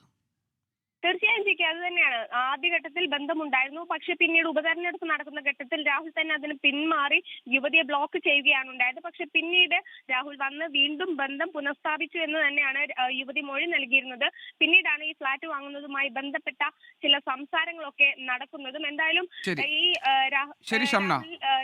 ശരി, ഐഷത്തുൽ ഷംനയാണ് വിവരങ്ങൾ നൽകിയത്. ഇത് ആ വാട്സാപ്പ് ചാറ്റിന്റെ ചില വിവരങ്ങളാണ് ഈ പുറത്തു വന്നിരിക്കുന്നത്. രാഹുൽ ഈശ്വർ, നേരത്തെ തന്നെ ഇതിനെല്ലാം നമ്മൾ നേരത്തെ പറഞ്ഞതുപോലെ ഈ 3 കേസുകൾക്കും ഒരു പാറ്റേൺ ഉണ്ട്, സമാനതകളുണ്ട്. അതിലേറ്റവും പ്രധാനപ്പെട്ട കാര്യം ഇവരെല്ലാം വളരെ ക്രൂരമായ ശാരീരിക പീഡനത്തിന് ഇരയാക്കിയിട്ടുണ്ട് രാഹുൽ മാങ്കൂട്ടത്തിൽ എന്നാണ് പരാതിക്കാർ അവരുടെ അനുഭവങ്ങളായി സാക്ഷ്യപ്പെടുത്തിയിരിക്കുന്നത്. രണ്ടാമത്തെ കാര്യം, അതിനുശേഷം വീണ്ടും ഈ പ്രശ്നം പരിഹരിക്കാൻ വേണ്ടി രാഹുൽ ശ്രമിക്കുന്നു. ഇവർ ഗർഭിണികളായ ഈ 2 കേസുകളിൽ അതിൽ ഗർഭഛിദ്രത്തിന് നിർബന്ധിക്കുന്നു. അതിന് വഴങ്ങാതിരിക്കുകയോ അല്ലെങ്കിൽ ഏതെങ്കിലും ഒരു ഘട്ടത്തിൽ ഇടയുകയോ ചെയ്യുന്ന സമയത്ത് നിങ്ങളെ ഇല്ലാതാക്കും അല്ലെങ്കിൽ കുടുംബത്തിനെ ഇല്ലാതാക്കും എന്നൊക്കെയുള്ള ഭീഷണി മുഴക്കുന്നു. പിന്നെ വീണ്ടും ഒരു ഘട്ടത്തിൽ ഇവരെ അനുനയിപ്പിച്ച് കൂടെ നിർത്താൻ വീണ്ടും വിവാഹ വാഗ്ദാനം നൽകി ശ്രമിക്കുന്നു. ഇപ്പോൾ രാഹുൽ ഈശ്വർ തന്നെ പറഞ്ഞു ഇതെല്ലാം ഒറ്റപ്പെട്ട അല്ലെങ്കിൽ ഒറ്റ കേസുകളായി കാണണം, ഓരോ കേസും ഓരോ യുണീക്ക് കേസുകളാണെന്നാണ്. യുണീക്ക് കേസുകളാകുമ്പോൾ തന്നെ ഇതിലെ അനുഭവസ്ഥർ പറയുന്നത് രാഹുൽ മാങ്കൂട്ടത്തിൽ നിന്നുണ്ടായിട്ടുള്ള അപ്രോച്ച്, അവർക്കുണ്ടായിട്ടുള്ള അനുഭവങ്ങൾ ഒരേ സ്വഭാവത്തിലുള്ളതാണ് എന്നാണ്. രാഹുൽ, ഞാൻ ഏറ്റവും നിയമം അനുശാസിക്കുന്ന രീതിയിൽ മിതമായി 3 കാര്യങ്ങൾ ചൂണ്ടിക്കാട്ടാം. ഈ പെൺകുട്ടിയുടെ ചാറ്റാണല്ലോ ഇപ്പോൾ പുറത്തു വന്നത്. ആ പെൺകുട്ടി അതിൽ രാഹുലിൻ്റെ പേര് സേവ് ചെയ്തിരിക്കുന്നത് രാഹുൽ ലവ് ലവ് ലവ് എന്ന 3 സിമ്പൽ വെച്ചാണ്. രാഹുലിൻ്റെ കൂട്ടത്തിൽ 3 പ്രണയത്തിൻ്റെ ഹാർട്ട്, ചുമന്ന ഹാർട്ടിൻ്റെ സിമ്പൽ. എനിക്കറിയില്ല റേപ്പ് ചെയ്ത ഒരാളെയോ പീഡിപ്പിച്ച ഒരാളെയോ അങ്ങനെ ആരെങ്കിലും സേവ് ചെയ്യുമോ. 2, പീഡിപ്പിച്ച ആളുടെ കൂടെ ചേർന്ന് ഒരു ഫ്ലാറ്റ് മേടിക്കാൻ ഏതെങ്കിലും യുവതി തീരുമാനിക്കുമോ എന്ന് എനിക്കറിയില്ല. ഞാൻ അതിലും കൂടുതൽ കടുപ്പിച്ച് പറയുന്നില്ല. ഈ കാര്യം കേരളത്തിൽ പറയുന്ന ഏക വ്യക്തി ഞാനാണ്. അതുകൊണ്ട് എൻ്റെ ജാമ്യം ക്യാൻസൽ ചെയ്യാൻ പോലീസ് നാളെ കോടതി അപ്രോച്ച് ചെയ്തിട്ടുണ്ട്. ഈ ഗ്രൗണ്ടും കൂടെ പറഞ്ഞ് സീരിയൽ ഒഫൻഡറെ ഡിഫെൻഡ് ചെയ്യുന്ന സൈബർ അബ്യൂസുകാരനാണ് രാഹുൽ ഈശ്വർ എന്ന് പറയും. അതുകൊണ്ട് ഞാൻ എൻ്റെ പരിമിതിക്കുള്ളിൽ നിന്ന് പറയാം. രാഹുൽ 3 ലവ് ആണ് നിങ്ങൾ കാണിച്ച ചാറ്റിലെ കാര്യം. 2, പീഡിപ്പിച്ച രാഹുലിനോടൊപ്പം ചേർന്ന് ഫ്ലാറ്റ് മേടിക്കാൻ ഒരു പെൺകുട്ടി തീരുമാനിക്കുന്നു. 24-ന്റെ അടക്കം ന്യൂസ് ഞാൻ നേരത്തെ കാണുകയുണ്ടായി. അതിൽ പറഞ്ഞിരിക്കുന്നത് ആദ്യ മീറ്റിങ്ങിൽ തന്നെ രാഹുൽ കടന്നു പിടിച്ച് റേപ്പ് ചെയ്തു തുടങ്ങിയ കാര്യങ്ങളാണ്. മുഖത്തിൽ തുപ്പിയ, ചവിട്ടിയ അല്ലെങ്കിൽ ഉപദ്രവിച്ച, റേപ്പ് ചെയ്ത ഒരു പയ്യന്റെ കൂടെ, ഒരു പുരുഷന്റെ കൂടെ ഒരു സ്ത്രീ ഫ്ലാറ്റ് മേടിക്കാൻ ആഗ്രഹിക്കുമോ? ഞാൻ ഈ പരാതിക്കാരുടെ പരാതിയിൽ പറഞ്ഞതായി പുറത്തു വരുന്ന വിവരങ്ങൾ കൂടി രാഹുൽ ഈശ്വർ ഒന്ന് പറയാം താങ്കൾ, എന്നിട്ട് ബാക്കി കാര്യങ്ങൾ പറഞ്ഞോളൂ. അതായത് ഗർഭഛിദ്രത്തിന് കടുത്ത സമ്മർദ്ദമാണ് രാഹുലിന്റെ ഭാഗത്തുനിന്നുണ്ടായത്. പിന്നീട് ഗർഭം അലസി. ഇക്കാര്യം പറയാൻ വിളിച്ചുവെങ്കിലും രാഹുൽ ബ്ലോക്ക് ചെയ്തു. ഇതാണ് യുവതി പറയുന്നത്. പാലക്കാട് ഉപതെരഞ്ഞെടുപ്പ് സമയത്ത്, ഇനിയുള്ള ഭാഗം താങ്കൾ ശ്രദ്ധിക്കുമല്ലോ, പാലക്കാട് ഉപതെരഞ്ഞെടുപ്പ് സമയത്ത് ഒന്നും സംഭവിക്കാത്തതുപോലെ വീണ്ടും രാഹുൽ അടുപ്പത്തിന് ശ്രമിച്ചു. പാലക്കാട് ഫ്ളാറ്റ് വാങ്ങി തരണം എന്ന് യുവതിയോട് ആവശ്യപ്പെട്ടു. വിവാഹം കഴിച്ച് ഒരുമിച്ച് അവിടെ താമസിക്കാം എന്ന വാഗ്ദാനം നൽകി. ഫ്ളാറ്റ് വാങ്ങുന്നതിന് വേണ്ടി ഒരു നിർമ്മാണ കമ്പനിയെ സമീപിച്ചു, ഒരു ഗ്രൂപ്പിനെ സമീപിച്ചു. അത് നടന്നില്ല എന്ന് യുവതി തന്നെ പറയുന്നുണ്ട്. പിന്നീട് സാമ്പത്തികമായി ചൂഷണം ചെയ്തു. മറ്റ് 2 ലൈംഗിക പീഡന പരാതികൾ രാഹുൽ മാങ്കൂട്ടത്തിനെതിരെ വന്നപ്പോൾ ഭീഷണിപ്പെടുത്തി.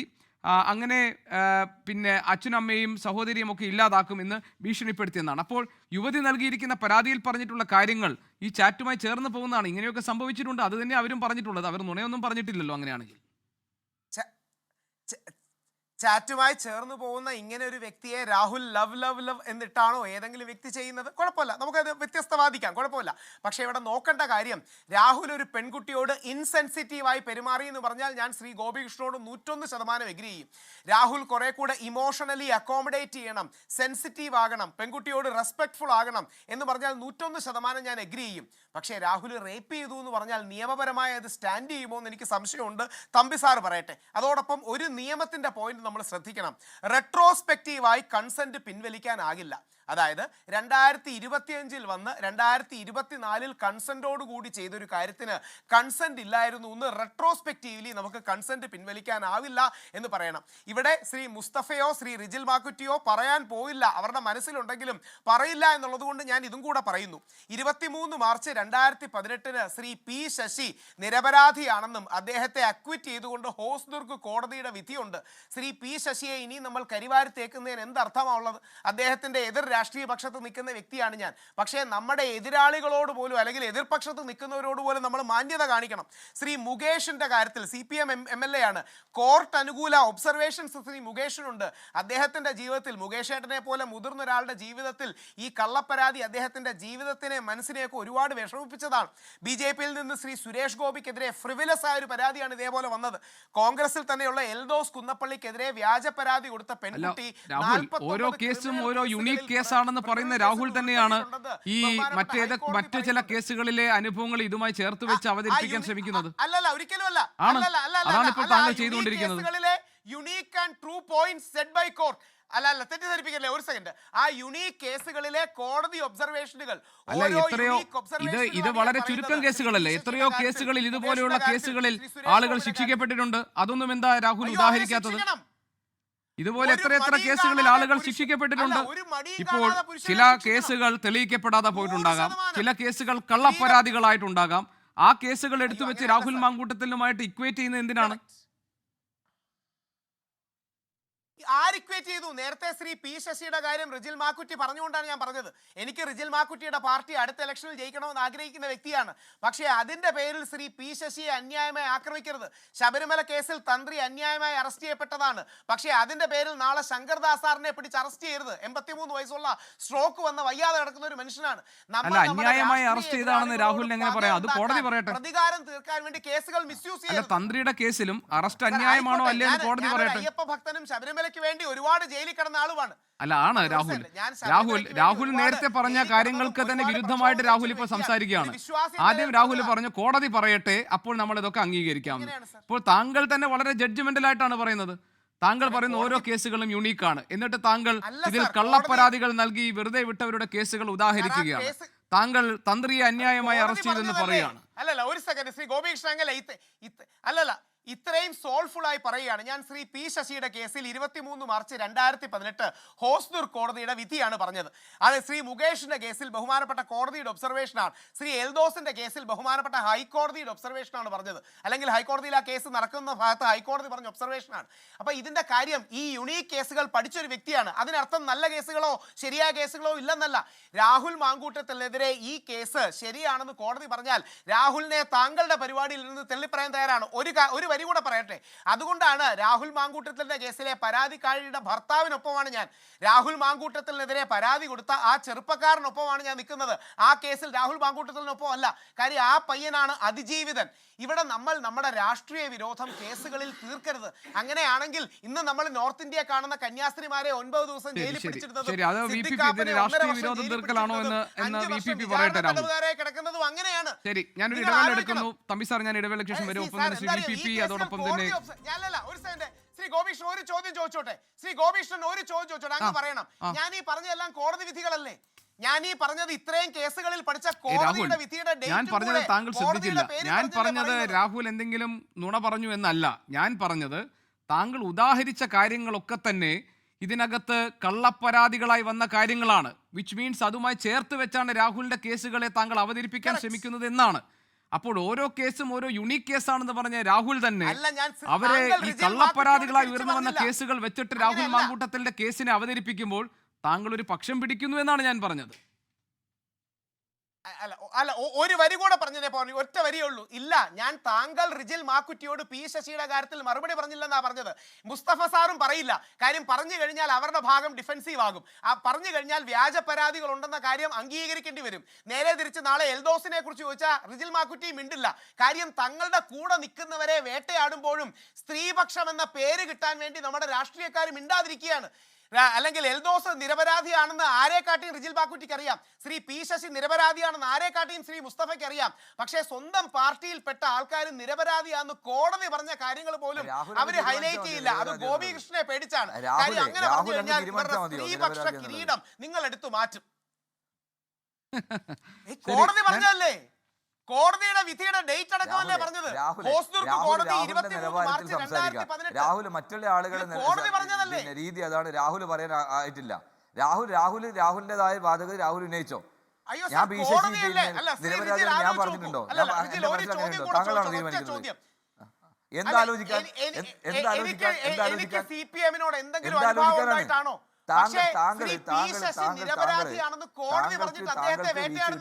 താങ്കൾ എല്ലാരെയും ഒരേപോലെ കൊട്ടേണ്ട ആവശ്യമില്ല. താങ്കൾ പലപ്പോഴും പറയാറുണ്ട്. അല്ലല്ല, ഞാൻ പറഞ്ഞത് രാഹുലിനെ തന്നെ കോൺട്രഡിക്ട് ചെയ്ത ചില സംഭവങ്ങൾ ഉണ്ടായിരുന്നായിരുന്നു ഞാൻ പറയാൻ ഉദ്ദേശിച്ചത്. കാരണം രാഹുൽ യുണീക് കേസുകൾ ഓരോ കേസും യുണീക്കാണെന്ന് പറയുകയും ഇതിൽ കള്ളപ്പരാതികളായ കേസുകളിലെ കോടതി വിധികൾ സംബന്ധിച്ച കാര്യങ്ങൾ എടുത്തു പറയുകയും ചെയ്യും. അതിലൂടെ രാഹുൽ മാങ്കൂട്ടത്തിൽ ഈ 3ാമത്തെ ബലാത്സംഗ കേസിലും ഒരു സംശയത്തിന്റെ ആനുകൂല്യം അവതരിപ്പിക്കുകയും ചെയ്തതിലാണ് ഞാൻ പറഞ്ഞത്. അതിൽ കൂട്ടത്തിൽ രാഹുൽ തന്ത്രിയെ അന്യായമായി അറസ്റ്റ് ചെയ്തെന്നൊരു ഭാഗം കൂടി പറഞ്ഞു. അത് വളരെ സമർത്ഥമായി രാഹുൽ ഇക്കാര്യത്തിൽ അവതരിപ്പിച്ചു. അതേ ഞാൻ പറഞ്ഞോളൂ. അത്രേ ഞാൻ പറഞ്ഞോളൂ. രാഹുൽ ശ്രീ റിജിൽ പറഞ്ഞതിന്റെ മറുപടിയാണ് പറഞ്ഞത്. ശരി, ഞാൻ ഇടവേള എടുക്കുന്നു. രാഹുൽ പറഞ്ഞപ്പോ എനിക്ക് പി ശശിയെ ഞാൻ ഇടവേള എടുക്കും. എൻകൗണ്ടർ തുടരുന്നു. VPP, താങ്കളുടെ മറുപടി. ഇവിടെ രാഹുൽ ഈശ്വറിന്റെ ന്യായം അങ്ങേയറ്റം ഖേദകരമാണ്. ഇങ്ങനെയൊന്നും അല്ല രാഹുൽ പറയേണ്ടത്. നമ്മൾ പുരുഷന്മാർ ഇരകളാക്കപ്പെടുന്നുണ്ടെങ്കിൽ ആ വിഷയം പറയണം.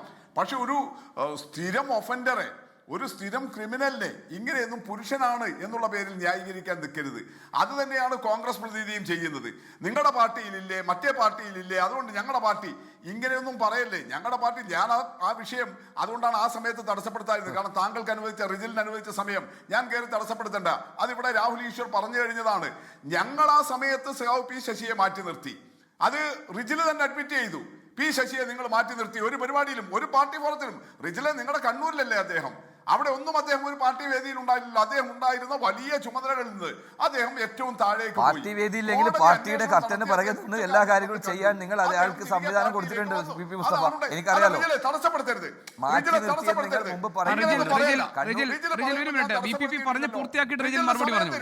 VPP പറഞ്ഞ് പൂർത്തിയാക്കിയിട്ട് ഇത് ശരിയല്ല. VPP പറയൂ. റിജിൽ ആ സമയത്ത് ഇടപെടൂ. ഇപ്പൊ പി ശശിയെ കുറിച്ച് ഇമ്മാതിരി ചെമ്മാടത്തിന് പറയുമ്പോൾ ഞാൻ പിന്നെ തടസ്സപ്പെടുത്തിയിട്ടില്ലല്ലോ. അപ്പൊ അതൊന്നും ശരിയല്ല.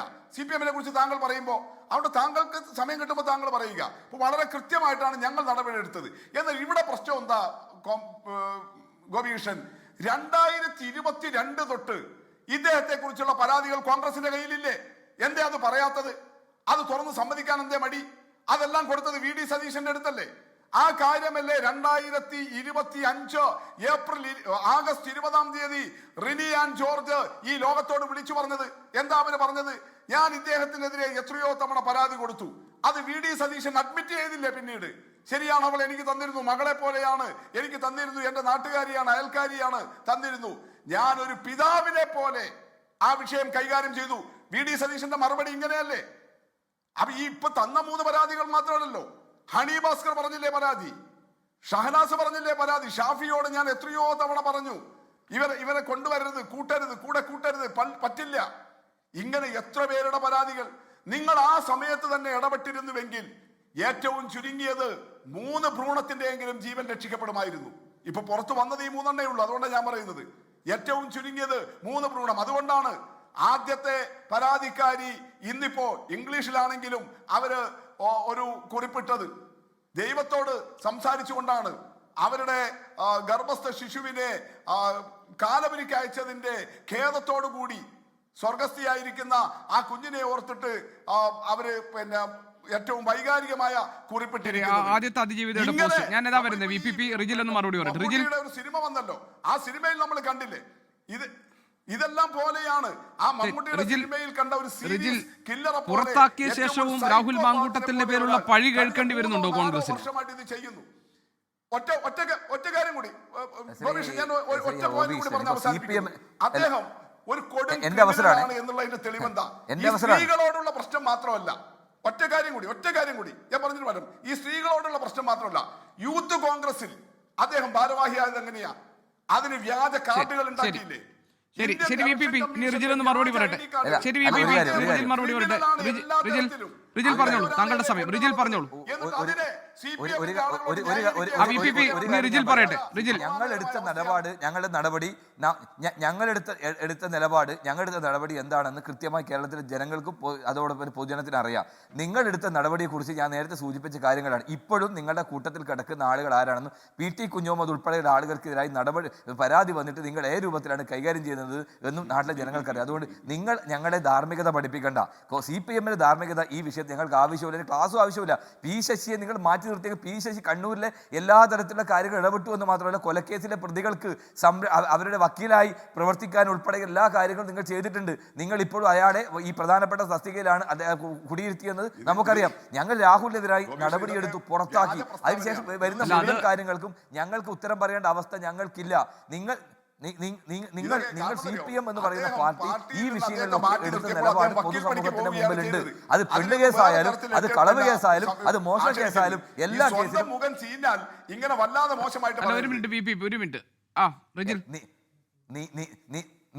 ഇപ്പൊ എന്റെ ഇടയിലാണ് കയറിയത്. അത് സ്വന്തം നിങ്ങളുടെ മുഖം എങ്ങനെയാണ് ചീഞ്ഞു നാറിയതെന്ന് ജനങ്ങൾക്കറിയാം. ഈ ചീഞ്ഞു നാറിയ ആളുകളെ നിങ്ങൾ എങ്ങനെയാണ് സംരക്ഷിച്ചതറിയാം. നിങ്ങൾ PK ശശി പരാതി കൊടുത്തല്ലോ, പാർട്ടിയിലല്ലേ പരാതി കൊടുത്തത്, തീവ്രത ഇളക്കാനല്ലേ നിങ്ങൾ ആളെ ഏൽപ്പിച്ചത്, നിങ്ങൾ പോലീസ് കൈമാറിയോ? ഞങ്ങൾ ഈ രാഹുലിനെതിരായി പരാതി KPCC അധ്യക്ഷന് കിട്ടിയപ്പോൾ നേരെ DGPക്ക് പരാതി കൊടുത്തിട്ടുണ്ട്. നിങ്ങളുടെ പാർട്ടി സഖാക്കന്മാർക്കെതിരായി ഇത്തരം പരാതികൾ നിങ്ങളുടെ പാർട്ടി കമ്മിറ്റിക്ക് ഉന്നയിച്ചപ്പോൾ നിങ്ങളത് പോലീസിന് കൊടുത്തിട്ടുണ്ടോ? നിങ്ങൾ പാർട്ടി കോടതിയിലെ തീർപ്പ് കൽപ്പിച്ചത്, ഞങ്ങൾ പാർട്ടി കോടതിയല്ലല്ലോ തീർപ്പ് കൽപ്പിച്ചത്. ആ പാർട്ടി കോടതിയുള്ള നിങ്ങൾക്കാണ്. പെണ്ണ് കേസിൽ പാർട്ടി കോടതിയുള്ള പാർട്ടിയാണ് നിങ്ങളുടെ പാർട്ടി. ആ പാർട്ടി ഞങ്ങളുടെ ധാർമ്മികത പഠിപ്പിക്കണ്ട കേട്ടോ. ആ പാർട്ടി അത് AKG സെന്ററിലും നിങ്ങൾ CPM ജില്ലാ കമ്മിറ്റി ഓഫീസിലും പറഞ്ഞാൽ മതി. ഞങ്ങൾ ഒരിക്കലും പാർട്ടി കോടതി തീരുമാനിച്ച് ഞങ്ങൾ അത്ര ധാർമ്മികത, അത്ര നിലപാട് സ്വീകരിച്ചിട്ടില്ല. ഞങ്ങൾ പോലീസിനെ കൈമാറിയത്. ഞങ്ങൾ ഒരു പരാതി പൂഴ്ത്തിവെച്ചിട്ടില്ല. ഇത്തരത്തിലുള്ള ആരോപണവുമായി ബന്ധപ്പെട്ട ഒരു പരാതി പോലും പൂഴ്ത്തിവെച്ചിട്ടില്ല എന്ന് വസ്തുതാപരമായി ഞങ്ങൾക്ക് പറയാൻ സാധിക്കും. നിങ്ങൾ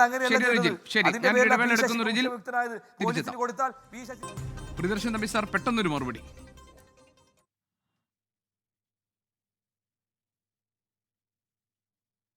അല്ല, നമ്മൾ ഈ നിയമമുണ്ട്, നിയമത്തെ ഇന്റർപ്രറ്റ് ചെയ്തുകൊണ്ട് ഒരുപാട് കോടതി വിധികൾ വരുന്നുണ്ട്. കോടതി വിധികൾ ഒരു സംശയവും വേണ്ട, ഈ നിയമത്തിന്റെ വഴിത്താരയിൽ വഴിവിളക്കാണ് ഈ കോടതി വിധികൾ. പക്ഷേ ഞാൻ ഒറ്റ കാര്യം പറഞ്ഞ് അവസാനിപ്പിക്കാൻ ആഗ്രഹിക്കുന്നു. ഓരോ കേസുകളെയും നമുക്ക് ജനറലൈസ് ചെയ്യാൻ പറ്റില്ല.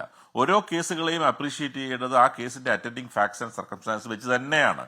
അപ്പോൾ ഈ കേസിൽ ഈ സംഭവ വികാസങ്ങൾ യാതൊരു സംശയവും വേണ്ട, ഇത് വളരെ ഗൗരവമുള്ള സംഭവമായി തന്നെ അഡ്രസ്സ് ചെയ്യപ്പെടേണ്ടതാണ്. കാരണം ഇതിന്റെ മോഡസ് ഓപ്പറാൻഡി.